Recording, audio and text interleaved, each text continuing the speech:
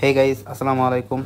সকলে কেমন আছেন? আশা করি আলহামদুলিল্লাহ সকলে ভালো আছেন। আমি আল্লাহর রহমতে আলহামদুলিল্লাহ অনেক ভালো আছি। 2025 সাল ছিল আমার জীবনের একটি গুরুত্বপূর্ণ অধ্যায়, কারণ এই সময় আমি দীর্ঘ 4 বছর অপেক্ষা করার পর নরসিংদী পলিটেকনিক ইনস্টিটিউট থেকে ডিপ্লোমা ইন ইঞ্জিনিয়ারিং কমপ্লিট করেছি। আর আমার সাবজেক্ট ছিল সিভিল ইঞ্জিনিয়ারিং।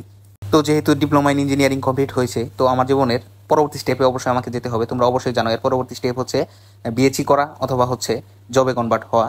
তো যাই হোক, 2025 সালের এপ্রিল মাসে আমার ডিপ্লোমা ইন সিভিল ইঞ্জিনিয়ারিং এর রেজাল্ট বের হয়েছে।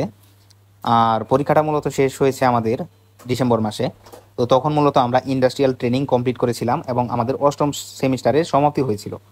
তো দীর্ঘ প্রায় 4-5 মাস পর আমাদের সার্টিফিকেট আজকে ক্যাম্পাসে এসেছে, যার কারণে মূলত ক্যাম্পাসে আসা। আর আমার এসএসসি এবং ডিপ্লোমা ইন ইঞ্জিনিয়ারিং এর সকল সার্টিফিকেট, ট্রান্সক্রিপ্ট এবং মার্কশিট ওঠানোর জন্য আজকে আসা হয়েছে।